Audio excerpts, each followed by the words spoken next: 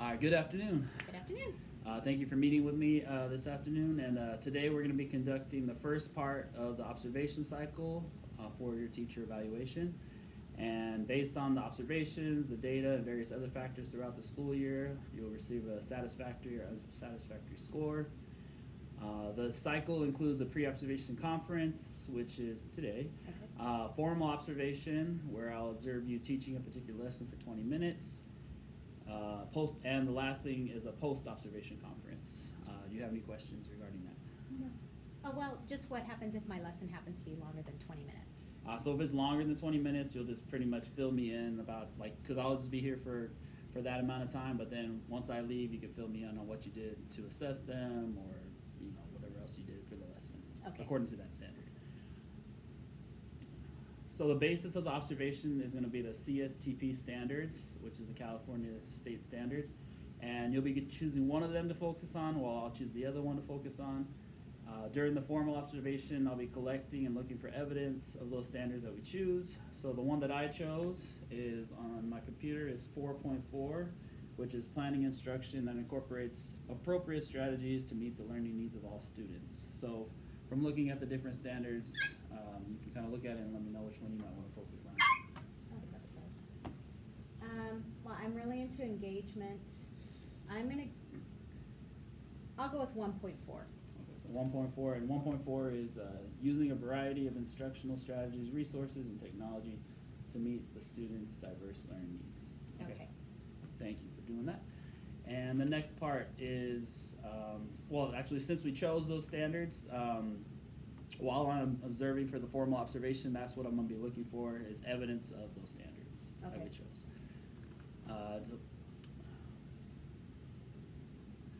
Do the students, well, first of all, yeah, what's the topic of the lesson that you're going to be teaching? I want to do perimeter. I think this is a good time in the year for them. We're getting ready for the state testing, and typically, if we don't do it right now, we may test prior to them actually receiving that instruction in the book based on when it falls in the calendar year. And do they have any prior knowledge of the topic? Well, we recently went over what a polygon is, and we had our area unit, so they'll be familiar with some of the terminology that they're going to be getting in the perimeter lesson. Okay, so that was, so the area and then polygon. Area polygons was already titled. Thank you. For the classroom setting, will it be face-to-face, hybrid? What kind of classroom setting were we Face to face. Face-to-face. And so what grade level are you currently teaching? 3rd grade. And for the students you have in your class, what assets do they have? Yeah, so what assets do they have? Well, this particular class is very good in math. That is more of a strength for them than it is for the language arts. And they are good at working with each other. There are some that are still struggling with that, but they've gotten a lot better as the year has progressed. And what about learning needs? What kind of learning needs do they have? I have 4 English language learners. I have 3 speech students. I have a number of students who go to the 95% program, and so that varies throughout the year who goes, but I have a number of them who go. And then can you explain what the 95% program is all about? It breaks the reading skills down into different phonics levels, and they learn those skills, and then sometimes they focus on comprehension as well, and you can't move to the next level until you've passed a test. Okay, thank you for clarifying that. And are there any other learning supports or adaptations that you use in your everyday teaching? Just my regular grouping. We have reading group rotations in here, and it's based on their reading levels. As a grade level, we switch for math, and we've leveled the students that way as well, so we can meet their needs. Okay, thank you. So what time of the day, well, actually, I was thinking about coming on April 4th, and which is a Tuesday, and around 2 o'clock. Does that work for you for the? Yes, afternoons are fine. Okay. And so what type of technology will you be using in the lesson? Well, I'll be using my Promethean board, and the students are going to be using their Chromebooks for part of it when they are doing their exit ticket type of activity that they're going to do. And then we'll see how the lesson goes to determine whether or not we incorporate the Chromebooks for any other activity. Okay. And then what's the purpose of the exit ticket? Just for me to assess where they are so I can determine whether or not I need to meet with anybody in a small group setting. Okay. And then is there any support staff in the room at the time of observation? No, Yeah, because it'll be around 2 o'clock, like you said. I don't have anyone. Okay. And then any other materials that you haven't mentioned yet that might be used for the lesson? They will use a whiteboard and marker. Okay, so whiteboard and marker to show Their their work. knowledge of the standard, Mhm. yeah.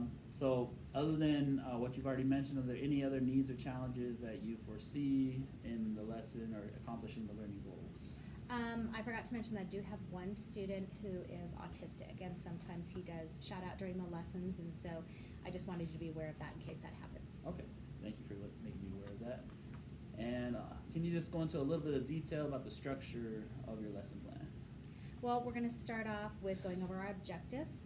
I have embedded a video in the Google slideshow that I've prepared, and then we're going to go ahead and I'm going to do the gradual release of responsibility. I do, we do, you do, and then we'll see the activities depending on how they're grasping the concept. I might have to add something, and then at the end they will go into Google Classroom after they've worked together to verify. That way I can assess as I'm going through whether or not they need any other additional practice with me, and then they'll do an exit ticket in Google Classroom. Okay. And what kinds of work products? I know the exit ticket is a work product, but any other work products that we'll be seeing? As you're at all this going time? around, you'll be able to see them doing the work on their whiteboards, and that's how I'll determine whether or not there are any issues I need to address at that time. Okay.